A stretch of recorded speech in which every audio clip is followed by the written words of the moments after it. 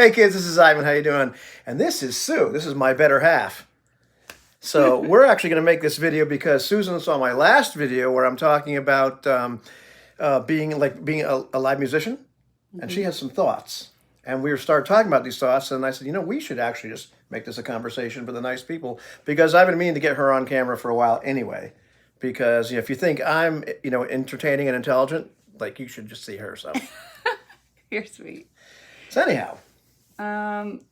So I guess I just wanted to tell you about my thoughts when you were telling people to go out there and make music. Right. And, there are a lot of what you were calling like your bedroom musicians, people who are sitting in their rooms playing guitars or singing songs or playing the piano. And this is her bedroom. We got pianos and guitars and stuff right here.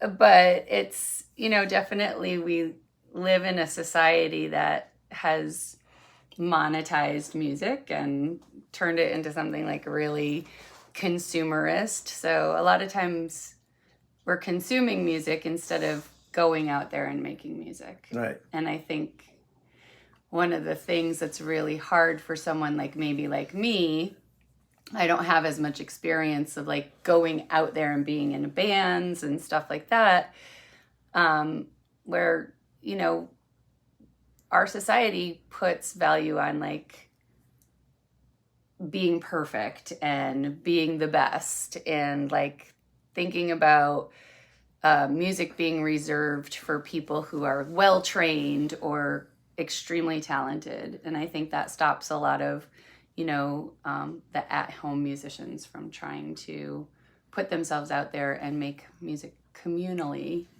in the way it should be made and the way that makes us feel really good. Because I think your video was really all about that feeling that you get when you make music with other people and for other people, and you do that as a community, because that's the piece that like really is uplifting. And so those were my thoughts.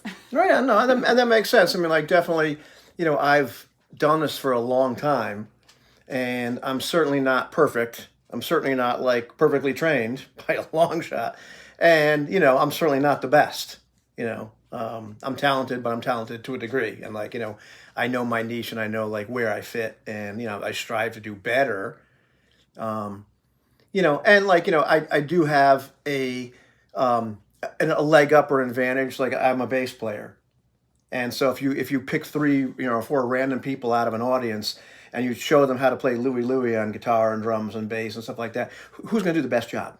It's probably going to be the bass player. The guy's never actually picked one up. So, I did have that going for me. And I did end up starting playing with guys that were really good. I mean, like, they were farther advanced than I was. And so I spent a lot of time playing catch up. So, I have to remember that's where I came from initially, But you do a lot of stuff, right now as a side business, Well, and I think that's one of the things, like, so I teach classes for families with really young children, music classes. And so I have anywhere from newborns all the way to 5-year-olds in my mixed age classes. And one of the things I keep having to remind the grown-ups about is that, they're not there to perform. They're there to enjoy making music with their babies and their toddlers. And that, it's their birthright, everybody's birthright, to make music communally and have that feeling of being uplifted and belonging to something. And I think that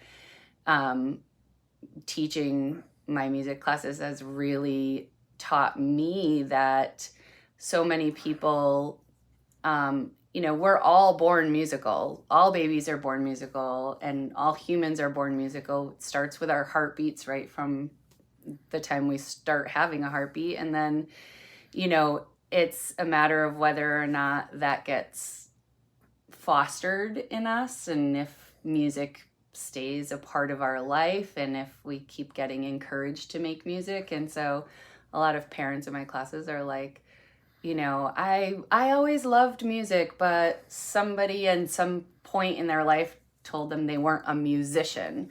And so you know, it's great to be able to bring that back into their lives and help them realize like that they are musicians. We're all musicians in some way, shape, or form.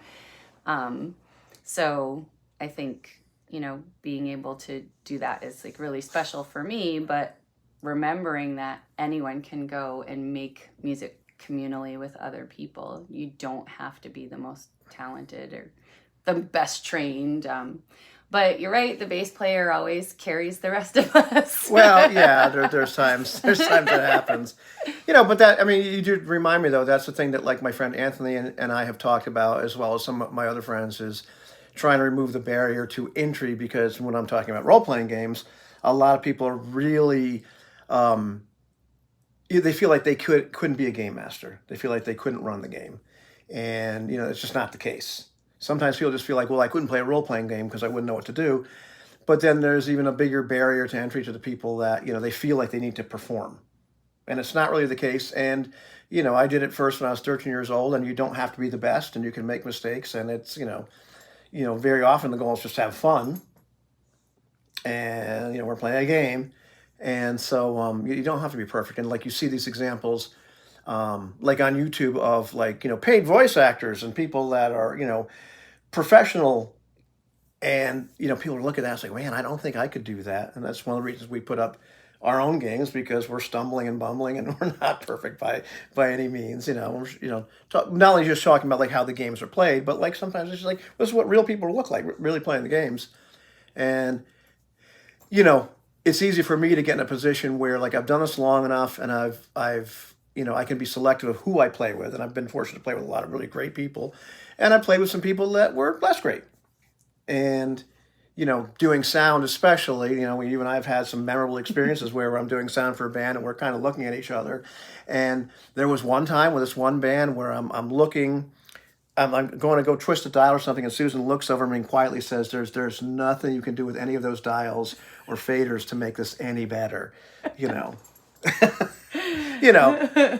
But, you know, having said that, there's a lot of times that, you know, these bands are out there and maybe they're not perfect, and maybe I can hear things that need to improve, but I'm looking at the audience and they're having a great time. Mm-hmm. Yeah, and the band is having a great time. I mean, even when you are playing out, like, you know, sometimes you'll be like, oh, that song just was a train wreck. And I'm like, maybe to you, but to the audience, we didn't notice. And you guys were having so much fun up there playing. It was like, you know, it's one of those things where, you know, if you're having a good time and your audience is having a good time, that's really kind of the biggest, you know, biggest thing about making music is, you know, all cultures and all people have been making music for as long as we have had people. So, right. You know, like it's just something that is ingrained in us. And, you know, the feeling of making music as a group is like just incredible. And we go to concerts not just to hear the music, but to catch the vibe of those concerts, and, you know, all of those things that we experience, and anybody could be part of that. Like, so. No, that's true. That's true. And, you know, and like we make music here, and sometimes it's definitely not perfect. You know, we're just goofing around, but, you know, we make music here for, and it's not for any audience. And, you know, we're putting together the band this year and going out to play, you know, because she's got a heck of a voice and she's very musically inclined and probably much more trained than I am, really. You know, but at the same time, there's lots of other people out there, like, you know, and so maybe they only play in their basement, but they're having fun, you know. Mm-hmm. They're getting together with a bunch of people and, you know, finding a band, making a band. You know, I should probably talk about that in the future. Maybe we could talk about it in the future, like how do you find a band? How do you find people to play with? Mm-hmm. And then there's some that, you know, have the guts like, well, let's go out and play. And how do you find some place to go play? And, you know, we could talk about that later. I mean, there's open mics and whatever, but, you know, you don't have to, it's Piper sneezing. You don't have to wait till it's perfect. It's like, this video's not perfect. A dog just sneezed, you know. But, yeah, if you wait until you think it's perfect or you're good enough, you'll never do it. Yeah. Just find people to make music with. Right. That's what you should do.